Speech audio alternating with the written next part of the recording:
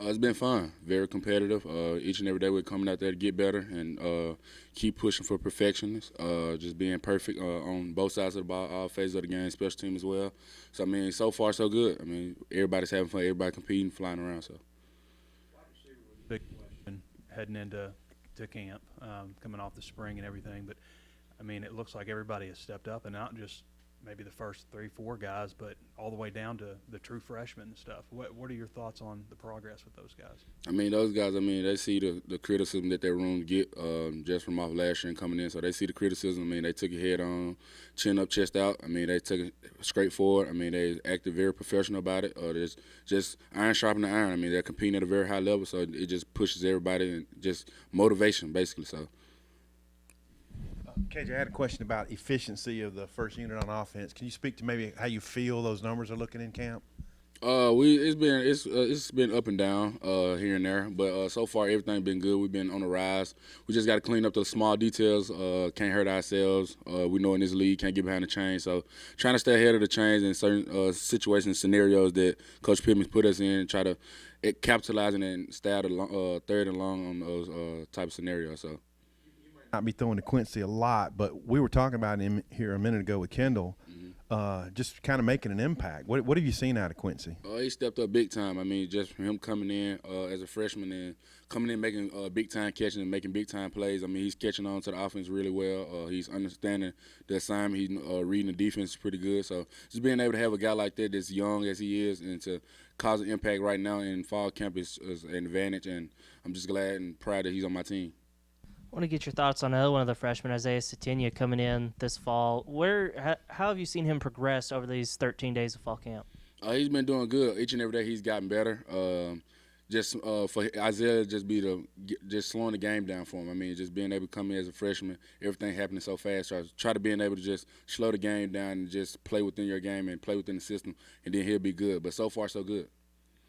KJ, people asked me about, because last year Jaden Hazelwood led OU with 39 receptions and 6 touchdowns, but they only went for 399 yards.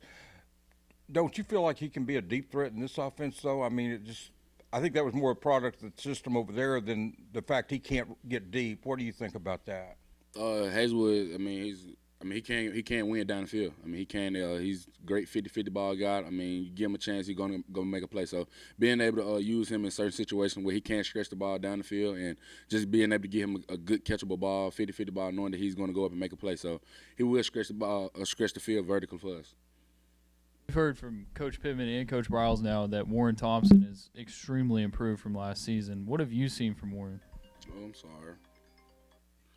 Just being able to his leadership. I mean, just taking those young guys under his wing. I mean, even when he's not in the game, he's still teaching and coaching them up like, hey, if he's sitting outside, do this release. So just being able to be an extended version of a coach on the field or off the field when he's not on the field. So just being able to just be a leadership role and just being vocal to those young guys.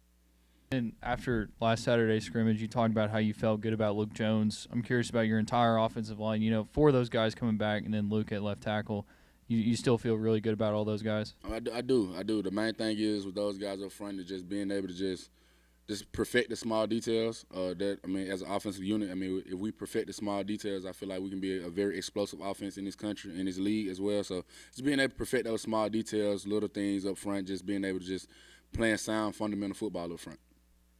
KJ just wanted to go ahead. Coach Briles was in here talking about Rocket and Rocket's, leadership qualities. He joked that he'd, let Rocket babysit his kids, stuff like that. So what makes Rocket a special teammate, and what have you seen from him, even though he's a pretty young guy this year? Just Rocket personality. Like, he don't talk much, but when he do talk, it's kind of in a joking way, like he's always playing. So I'll say his personality. I mean, he just really just feed off positivity. I mean, he just want to see everybody do good, everybody win, everybody succeed. So just having a guy like that in the backfield with you and on your team, it's an advantage just to have a guy like that, and as young as he is. And then as far as scrimmage goes tomorrow, what goals do you have for yourself, and then for the offense as a whole, what do you guys feel like you need to work on? Just main thing, getting the ball out of my hands. I mean, they get close to me, they're going to call it dead. So just being able to get the ball out of my hands pretty quick, not being so greedy, taking what the defense give me, and just hit on big shots. KJ, going back to Warren for a minute, what is he doing this camp maybe that he wasn't doing last camp? And then secondly, just impressions of Keytron and what he's doing this fall. Warren is, I would say, what separates him from last camp and this camp is his confidence. At first, I mean, last camp he was coming in, he was figuring out the system and figuring out everybody how the offense is, getting around new people and stuff like that. So it kind of took a toll on him a little bit because he got down on himself in certain situations. But now his confidence level is through the roof. Now he's comfortable. He's understanding the offense. He's understanding the system. He knows what's going on. He knows what plays he needs to make and what plays he needs to help the teammates around him make plays and succeed. So just being able to have his confidence level up this camp, that's what he's truly excelled at. And for Keytron, I mean, he's been great just on the field and off the field. But on the field, I mean, he's just coming out there each and every day, competing at a high level, taking it on head first, head down, and he's just grinding. Hey, Coach Browse talked about your leadership this season and how it stepped up from last year. Talk about some of the things you're doing for as far as being a leader this season. Just being more vocal. I mean, when things ain't going right, being able to just call the whole offense up and just set it straight right then and there instead of waiting on it and letting it kind of dwell and keep building on to a bigger problem. So just stopping it right then and there and then just being more vocal. Talk about the quarterback room as well with Ford and Hornsby back there behind you. I mean, I love my quarterback room. I mean, those guys right there, I mean, we all learn from each other. We feed off each other energy. We talk about each and every day in our room is just body language. Each and every time you take the field, I mean, everybody watching you, all eyes on you. So just being able to have positive body language and it's just very contagious to the team. So being able to just have a room like that, everybody feeding off each other, everybody learning off each other, just creates a better environment. There's a lot of characters on this team. And I was curious in the locker room. I'm sure there's a lot of camaraderie and stuff. But is there anybody from the new addition who maybe kind of changes the vibe in the locker room at all? Maybe somebody likes to sing a lot or joke or prank or any of that kind of stuff. I would say probably Jaden Lewis, the DB. He just always just running around the locker room. Like, for some reason, like, he just always running around dancing. He's joking with somebody, play fighting with somebody, jumping on somebody. So I would say him for sure, J. Lou for sure. You remember how last season? Yeah. So there's like 13 penalties in that game. Opening kickoff was fumbled. 10-7 Rice at halftime. You guys think about that, talk about that at all, and getting off to a better start? Obviously, you got it cleaned up. You only have 4 penalties next week against Texas, but you guys talk about getting off to a better start? We have Coach Freeman said in the team meeting, I mean, in order to come out and be successful, just got to come out and start fast. I mean, if you look at our offense and look at our losses that we had last season, we did not start fast in either one of those losses. So being able to come out and start fast and get the offense going, get the tempo going, that's where we're very successful, and the offense is very elite at that level. So just coming out, eliminating all the small mistakes, eliminating all the penalties, playing a clean, fresh game, and starting fast.